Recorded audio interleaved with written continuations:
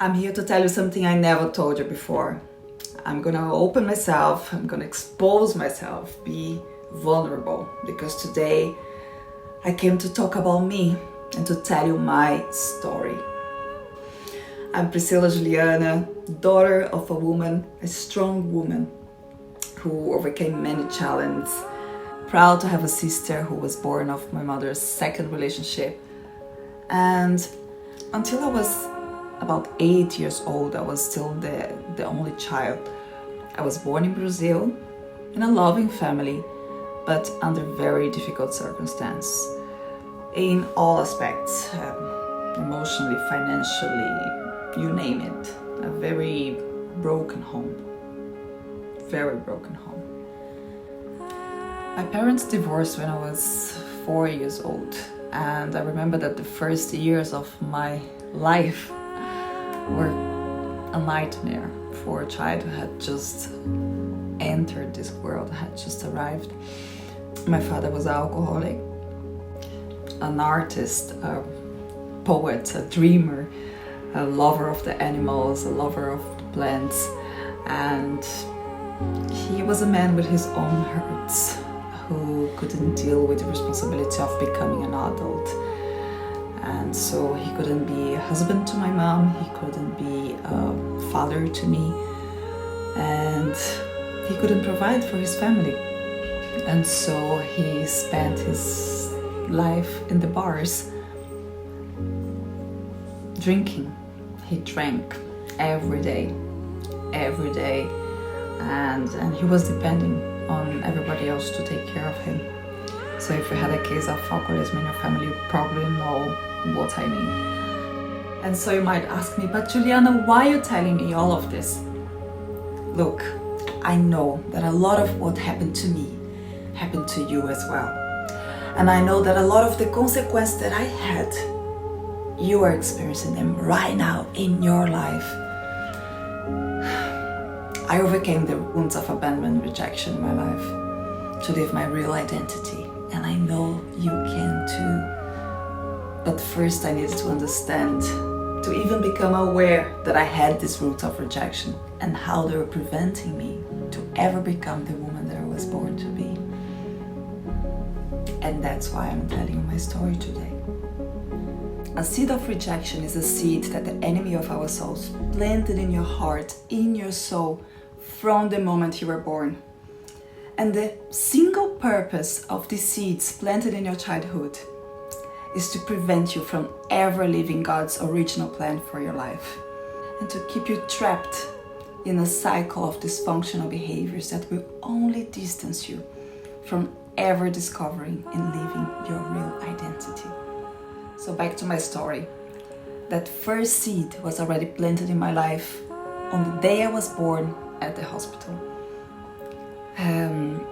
My father, he wasn't present at my birth. He just dropped my mom there and he went back home. Then he came the next day just for a short visit, and then he left again. And with that, my mom felt devastated, abandoned, without a husband who cared and supported her. And of course, I felt her feelings. But Juliana, can you remember the moment you were born? Of course not. But even if you don't remember, the memory is there. All your memories are stored here. Either you remember them or not, and they're influencing your life right now. And so with that episode that happened at the hospital, what was the message that I received as a baby? Just on the day I was born. That I wasn't loved, that I wasn't important, that I wasn't wanted in that family. My mother felt abandoned, and I felt her abandonment. First seed of rejection planted with success. But the enemy doesn't only plant the seed, he nourishes it so that it grows roots. Second seed of rejection, and that one I remember really well, that memory I remember really well. I was about 2 years old, maybe less, and we lived in this little simple house in the backyard of my grandma. my mom, she had to work hard to provide for a family, for our family, and I barely saw her. She left early in the morning when I was still sleeping, and she came back late night when I was already sleeping. I remember that sometimes when my mother came late night, I would pretend I was sleeping, just that for 2 minutes, just while she walked down the stairs, I could enjoy being held by her, to smell her perfume, to feel her heartbeat, to feel the warmth of her hug, and to feel safe and loved for at least 2 minutes. Because there was no affection, there was no physical touch. I had to play on my own all day. We couldn't have a nanny, so my mother, she had to leave me alone in this little house nearly every day. So one day I remember waking up in the morning in my baby crib, and there was no one in the house. I was completely alone. And my baby mind thought, where is everyone? Why they didn't take me? And I felt so hurt and rejected. I cried deeply and loud for help until I had no strength anymore. I thought everyone was gone and they left me alone in this world. My heart was broken. My body was shaking, panic, thinking that my parents had abandoned me and that I would never see them again. And I cried my soul out with profound sadness. And I can remember exactly the feelings I had in that moment. And that episode had 3 important meanings to me. Number 1, my mother and my father, they don't love me. I'm not loved. Number 2, I'm not specially important to my parents. I have no value. Number 3, I have no one for me and I will have to survive alone in this world. And for the next 2 years, I would have to wake up with this feeling every day. My mother had to work, so whenever I woke up in the morning, I had to find my own way to my grandma's house, which was nearby. There we go. Second seed of rejection implanted with success. How many of you can relate with my story so far? Probably not many, but I know you exist, and it's with you that I want to talk today. Third seed of rejection that I can remember in my childhood. I can remember many, but I'm gonna tell you just a few to make sure this video is not too long. So, I was 3 years old.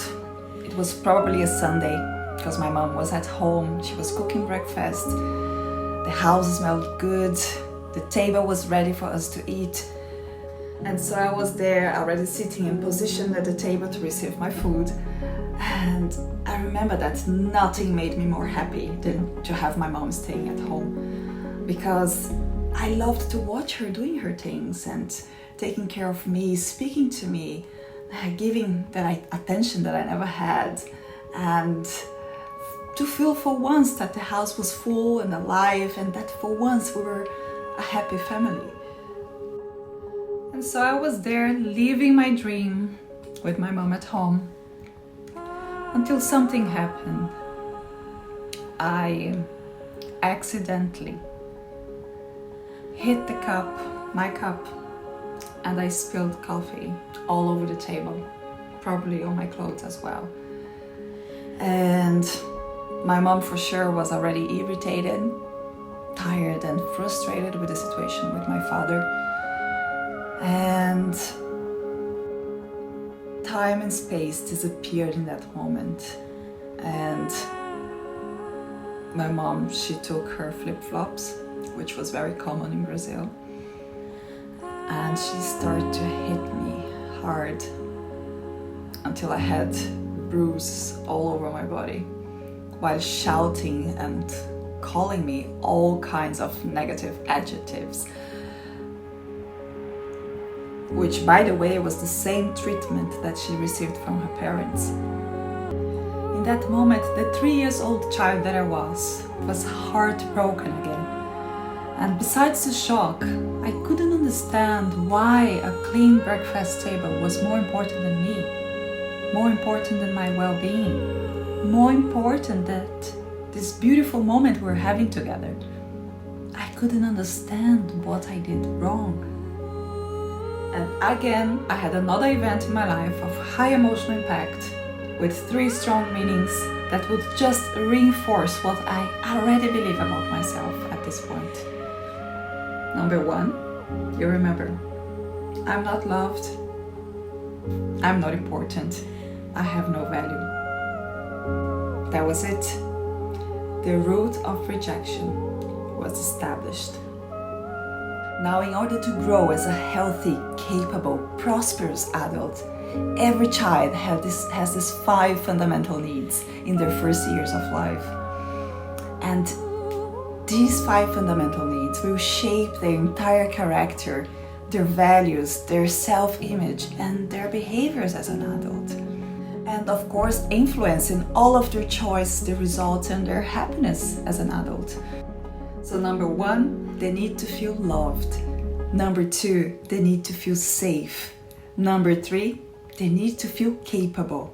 Number 4, they need to feel deserving of good things.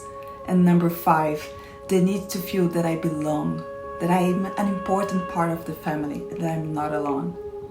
And I had all of these needs mostly violated for the first 15 years of my life. What about you? How was your childhood? Does it make sense to you? My mother's second relationship was also very difficult, even worse, unfortunately. And with that, I grew up in this environment of fear, fights, violence, insecurity, lack, betrayal, and abandonment. Lots of it. And this series of painful memories, they formed a very distorted self-image about myself. Of course, my parents loved me. They were struggling in their own way. They did the best they could with what they had. But the way my child experienced those events gave me a completely distorted sense of identity. That was it. The seed of rejection was planted, it grew roots, and now had become a tree. I could see with clarity how much the enemy invested with intensity to plant the seeds in my heart from the moment I was born. And you know why? I'm gonna tell you a secret. Because God loves people. God is a God of relationship. And that's where the enemy invests the most to destroy our relationships. And what's the best way to do that? By attacking our real identity. And so that beautiful girl, loving, kind, generous, courageous, super smart, intelligent, strong, loyal, caring, brilliant, that precious girl, she became an adult. And she started to bear the fruits of rejection in all areas of her life. Emotionally, financially, professionally, but especially in her relationships. And for many years I struggled, trapped in dysfunctional relationships. Relationships with jealousy, obsession, different forms of violence, difficulty to prosper in anything I started. I had this extreme shyness and so many insecurities about life. Isolation, loneliness, that was the behind the scenes that no one saw. Because everything I saw, everything I heard, and everything I felt in my childhood became what my brain learned to be familiar. And so without realizing it, I was repeating the same pattern. And I tell you what, most people are living this way. They are repeating patterns. And that's why we see so many broken homes and so many broken families. I'm gonna tell you something. Not living your real identity will always cost you the most important things in your life.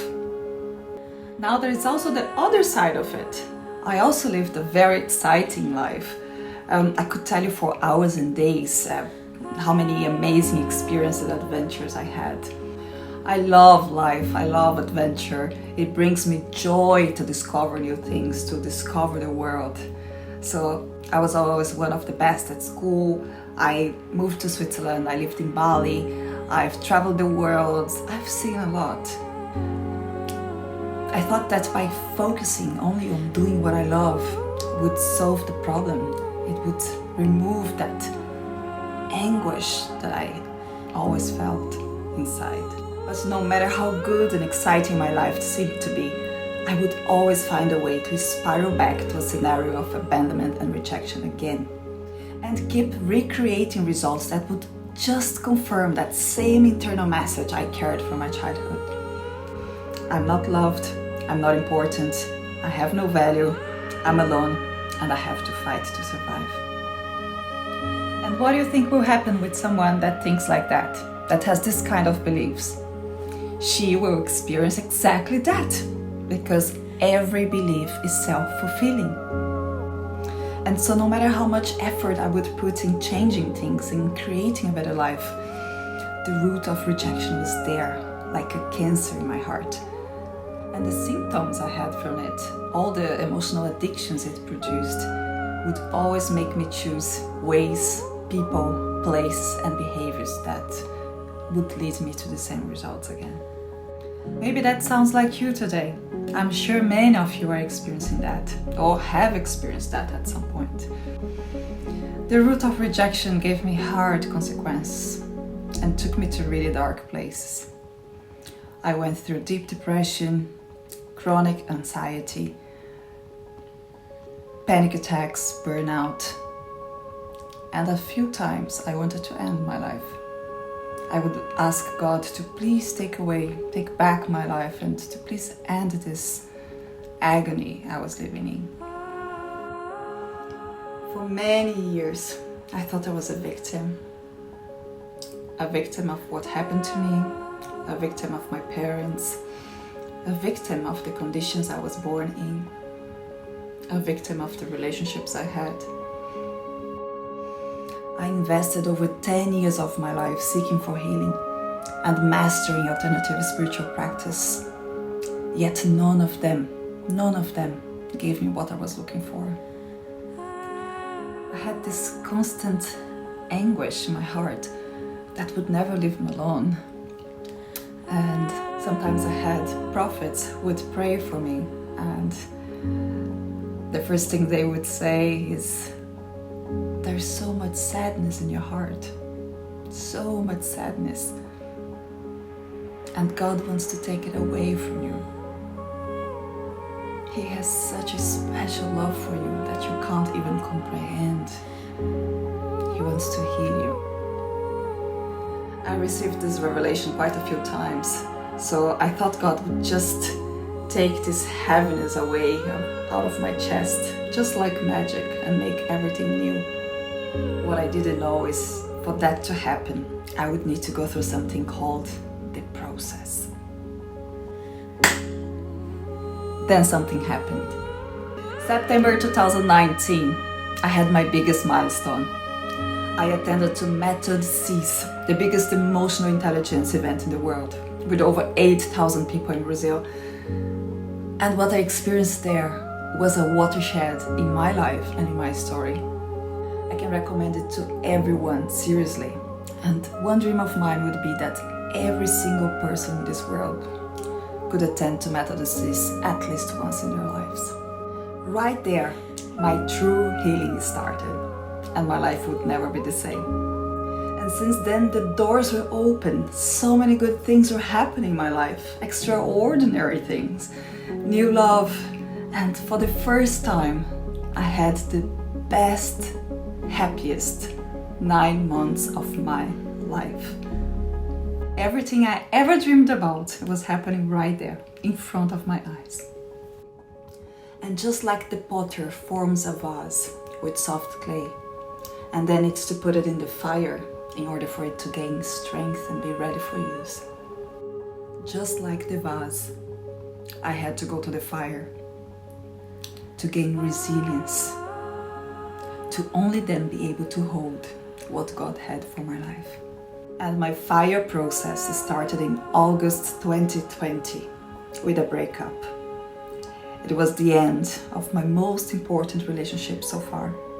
The one I loved the most and the one I felt loved the most. It would be the beginning of the most challenging 2 years of my life. And yet, the most important 2 years of my life. I needed to reach the bottom of the well to discover that the breakup was the start for me to be aware that I was living a totally distorted identity, different from my real identity and who I had been created to be. Going through a breakup and experiencing abandonment again at this point of my life was really something I didn't expect, and I wanted to avoid at all costs to feel that pain again. And that's when I understood that I wasn't ready yet, that my process had just started, and I had to go through the fire to become the woman that I was born and made to be. The one capable to not only receive, but to also keep the dreams that God had for me. And so I dove into my transformational process. I invested everything I had in the right tools, in self-knowledge, in individual coaching, group mentoring. It was also a time when I searched for deeper intimacy, knowledge, and relationship with God. I began to learn God's principles like I never did before. I have embarked on an emotional and spiritual process, and I was shocked with what I found there. It took me a lot of courage, truth, and humility to acknowledge and recognize that I had these roots infected with abandonment and rejection. And for someone like me, who thought I had to be perfect all the time, it wasn't easy. And to see how I was destroying my dreams and the future God had for me with my own hands, blindly. It was in this process, by applying the right tools, that I discovered arrogance, pride, procrastination, perfectionism, an aggressiveness that I carried with me in my speech, my acting, the intensity I had with everything, especially with my emotions, the lack of self-control, not listening to others, the arrogance of thinking I know best most of the time, a defensive system always ready to attack by any sign of criticism, the need to always justify myself. I always found a reason to feel offended, and I attacked the people I loved the most with that. I had no awareness of my worth and value. I thought I had to be perfect in absolutely everything to be loved, and without realizing it, I was demanding perfection from others too. A constant state of self-punishment and self-condemnation. I felt like it was always my fault. Extreme emotional dependence. I had this extreme need for approval, for validation, for affection, for care and attention that my partner was not always able to meet. I was also a rebel in many ways. I was very authoritarian. I took on a role that was not mine. I was constantly playing the role of a mother in my relationships, and I didn't understand my real role as a woman. And most important, I didn't guard my heart. I gave my absolutely all in the hands of the people I loved, without checking first if the expectations, if the principles, if the values were aligned, if the alliance was aligned. And the list goes on. That's what the root of rejection does. It will build this very high wall just to make sure you stay separated from your real identity. It will do anything to keep you very far away from who you were born to be. It is the biggest saboteur of the original plan that God has in your life. And it was only when I decided to live my process, to look at myself with courage, with truth, with humility, that I was able to identify and see and treat those behaviors. My friend, living a life rooted in rejection had me paying a very high price. It costed my relationship. It costed me years of living a dysfunctional life. It cost me many things, but it doesn't have to cost yours. For over 30 years, I cried of anguish nearly every day.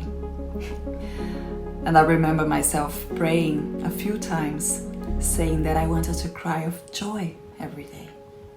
Today I can say I cry of joy nearly every day. I cry of gratitude for where I was and where I am now, and where I'm going. A joy that is not rooted in what I do or what I have, but a joy that is rooted in being who He says I am.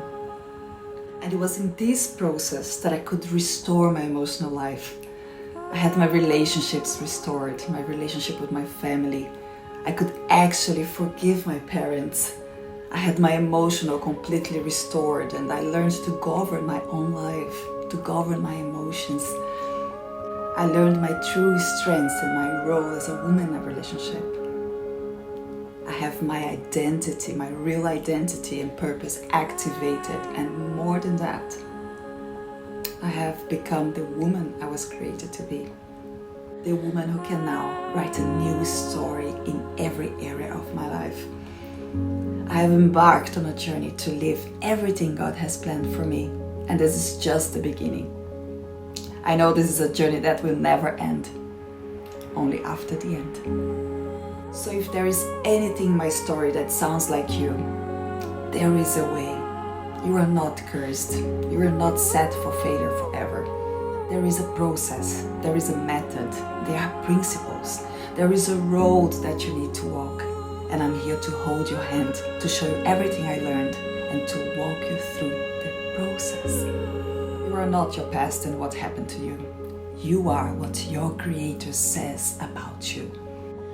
I had to treat my roots of rejection to be able to produce different fruits and different results in my life. It is written that we are called to be trees of righteousness. So when we treat our roots of rejection, we restore God's original plan for our lives. And like trees which are rooted in righteousness, we begin producing good fruits, fruits of righteousness in every area of our lives. The fruits of having your family restored, of having your marriage restored, the relationship with your parents restored, the relationship with your children, the fruits of prospering in everything you put your hands on, and most of all, the certainty that you are loved, the certainty about your identity, the certainty that you belong to a kingdom, that you have a loving Father that puts a ring in your finger and will help you create everything new. My goal with this video is for my story to serve as an inspiration for men and women who went through the same things that I did. Because if I could do it, you can do it too. So if my story and this message makes sense to you, write me a message. I want to help you write a new story. So pleased to meet you. I'm Priscilla Juliana, your coach. Come with me.